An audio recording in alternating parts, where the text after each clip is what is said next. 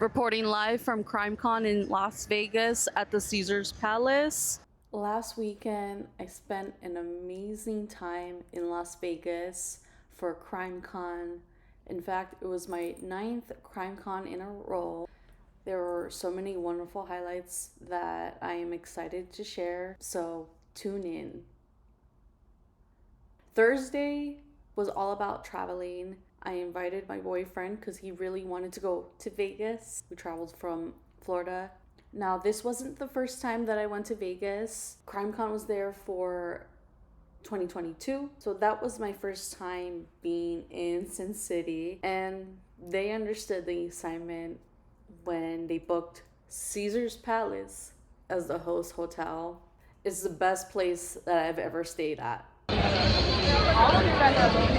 So we arrive on Thursday, we settle in, we walk around the strip, take pictures, but really it's the preparation for those 3 days at CrimeCon that you have to get ready for. Friday, day one, gotta get up early. Me and my boyfriend went to Cafe Americano just to have something right before everything started. And while we're, eating, in line, I could see Chris Hansen there.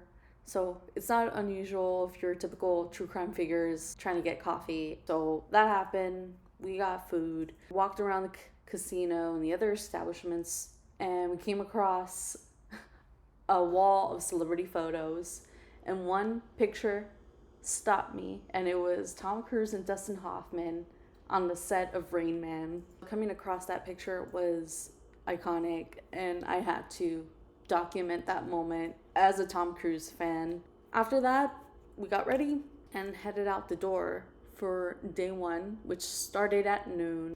The first presentation that I went to, and I brought him along, was about the North Cal rapist.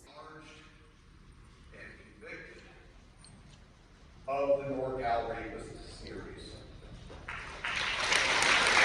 Paul Holes was moderating this session, and if you know anything about Paul, he's been there for years. Golden State Killer, those two names go hand in hand. I brought my boyfriend along so he could see what is a typical presentation in CrimeCon like. There was a survivor on stage with Paul talking about her experience dealing with that. The next thing that we saw was the canine dog demonstration. I know since the first CrimeCon they've had these demonstrations, but I was just never interested.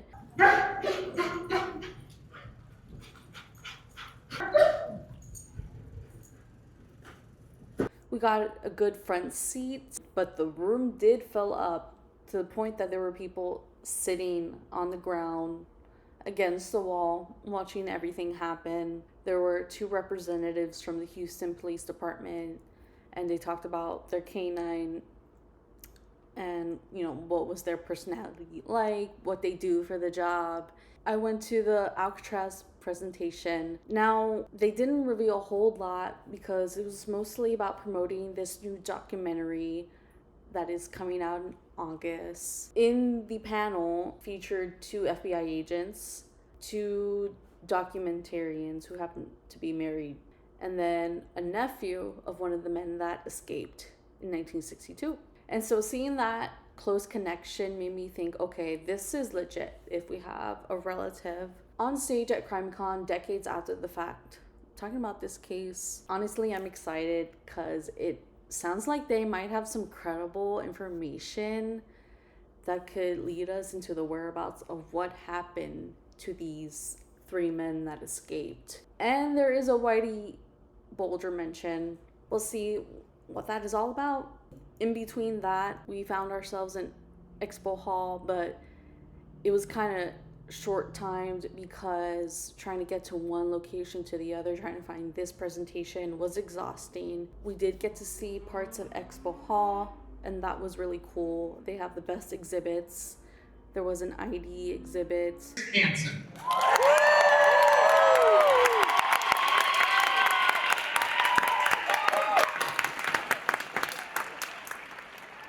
Without question, the most significant piece of journalism I've been involved with in the last 10 years is a documentary called Dangerous Games. For nearly a year, My team and I investigated predators exploiting children on the wildly popular gaming platform Roblox.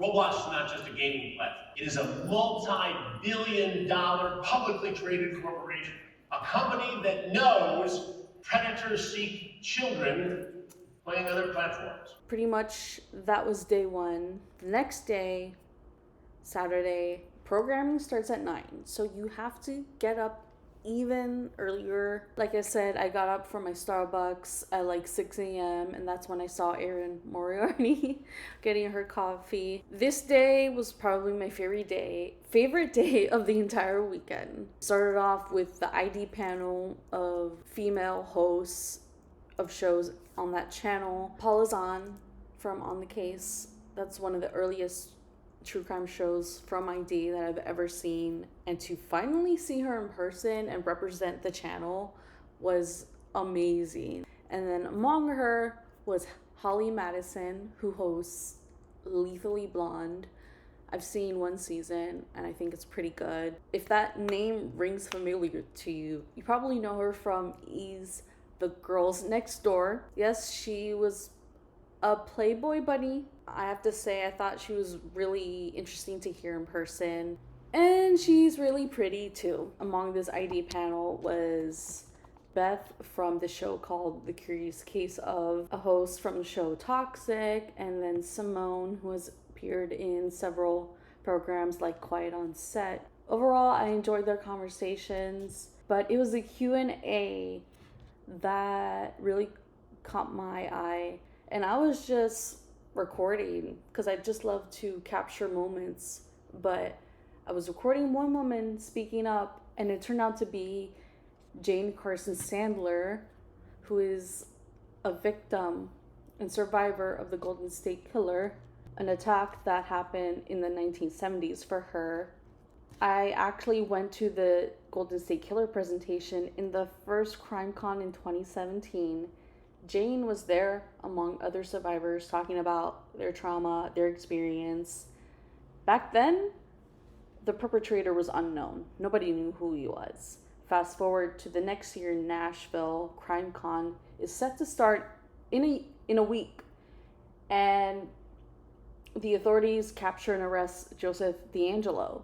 He is the Golden State Killer. And so a week later, Nashville happens. There was already a session in place about this serial killer, rapist.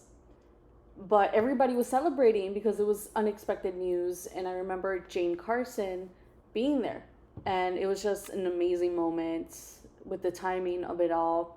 But seeing her in line in the Q&A was unexpected. And I'm so glad that I captured that whole scene. It's on my social media. The next presentation was Joe Kenda from ID as well. He is an icon in his own right. He is a retired Colorado detective, and he has 2 shows out of the ID channel and Discovery Plus. Overall, amazing. He's full of personality, even though he's in his 80s. And I was glad to learn more about him and how he got into police work. He definitely didn't mince his words about how it affected his PTSD. He can't sleep. He can't do a number of things, even at his ripe old age. It was a very lovely presentation to see Joe Kenda in person.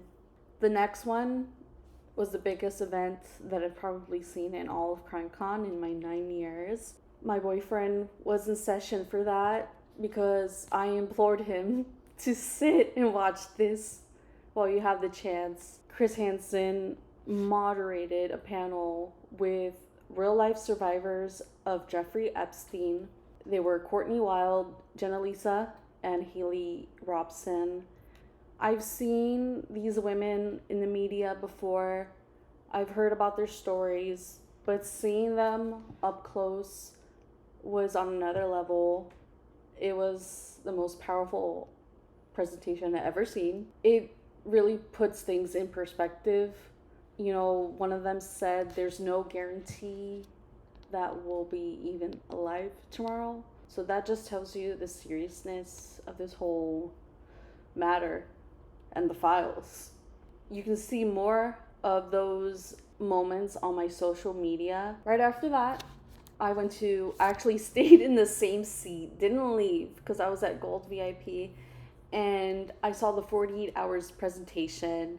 Earlier that day, I actually got to meet Peter Van Sant. Lost, but it's funny because in the middle of getting lost, Peter Van Sant from 48 Hours, he had a whole line of like fans asking questions, taking pictures. And in the middle of that, I was like, I want to go to the ID meet and greet. But never mind, freaking full. There was just this small line of women going up to him, saying hi and asking him a question. For years, I've seen him at CrimeCon, but I never properly introduced myself until that day. 48 Hours presentation, amazing. How many people think it was 2 hours long? That's not long. How many people think it was 5 hours long? How many people think it was 8 hours long? No way.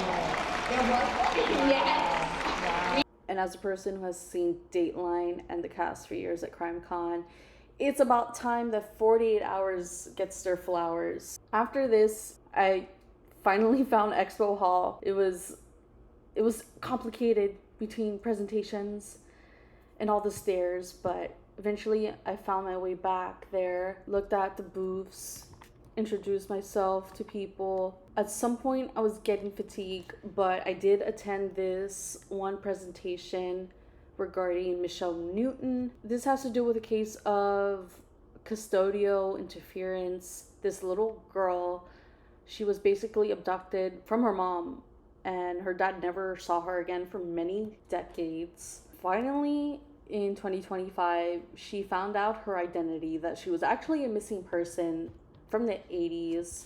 Her mom absconded with her and they created this new life. The entirety of her existence, she had questions about who she was. In 2025, they arrested her mom for this, and it was just kind of emotional because her dad was there. And it was crazy because those two had never had alone time, one-on-one time until CrimeCon, as it was noted.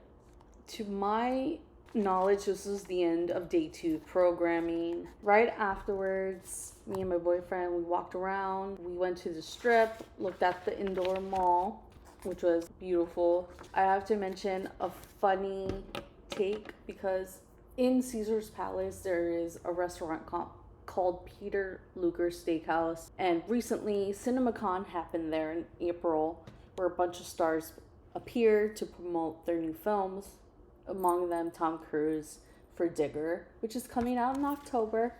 Somehow during this CinemaCon stay, he stopped by Peter Luger's Steakhouse, and a fan, somebody that recognized him, took a photo with Tom, and this Tom Cruise account found the picture and posted it. So it's the end of day 2 CrimeCon Vegas, but I have to mention this restaurant, Peter Luger Steakhouse. With my fascination with Tom Cruise, a fan by chance met him at this restaurant, took a photo with his daughter, and I can confirm that this is the Peter Luger restaurant that Tom Cruise was at. I kind of want to ask the hostess if they remember that day, if they know anything about Tom Cruise being there. Okay, super random. I went up to the hostess stand and I was like, I have a question. I think Tom Cruise appeared here. Is that true? And they're like, yeah. So it's official. They're probably thinking, you're a weirdo, because their eyes were like this. I guess I'm 6 degrees closer to Tom Cruise. Day 3, Sunday, is always hard because it's the last day. Everything's coming to an end, but you still gotta check it out while it's there. Day 3, we went to the merchandise store. On Saturday, there was a long line to get in. I was not about to sacrifice 30 minutes or more when that could be used to go to a session. So Sunday, we went there and we took a look around. It was fun, but I didn't really buy anything. The first presentation that we saw was at Creator Studio. I know they had this last year in Colorado, but I never went. On this day, I didn't feel like attending some big ballroom session. I was more like in an introverted mood, and I wanted to see what the studio looked like. We sat front row. Podcast Chris on Crime was the center of it all. Her family thinks she is still out there, and we hold on to that hope because it is possible, and we hope she will come home. The host discussed 3 cases. I didn't know this podcast, but in the end, I was glad I sat through the whole thing because her friends and family were in support. Several podcasters got up and introduced themselves, said what their show was, and, talked about their support for Chris. And I just thought that was really cute because it's just all about the support, the awareness of CrimeCon. Which brings me to the shirt that I'm wearing because on Friday morning, before everything started, me and my boyfriend were walking around the casino, and before we head up to the room, there was this person that approached me and said, if you want a free shirt, subscribe to my channel. And at first I kind of hesitated, but I was like, you know what, I'm up for this. And so the podcast that they have, it's called Thick Blue Wall with Tracy and Paul. Thank you for the shirt. I really enjoy it. And just like Creator Studio, seeing friends support friends, these small creators, I really like seeing the hustle of CrimeCon. Whether you're big, you're small, you're Chris Hansen, Nancy Grace. I just love seeing the hustle. And you never know.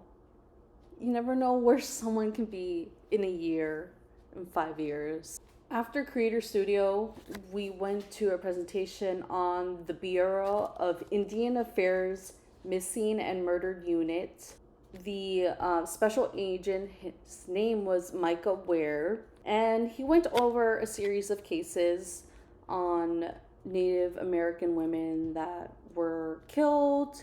I really liked it because it's different from what I'm used to seeing at CrimeCon. I wanted to see a presentation that was like niche, and I don't know enough about Native American cases, and I just thought it was a nice representation of what's going on in that community.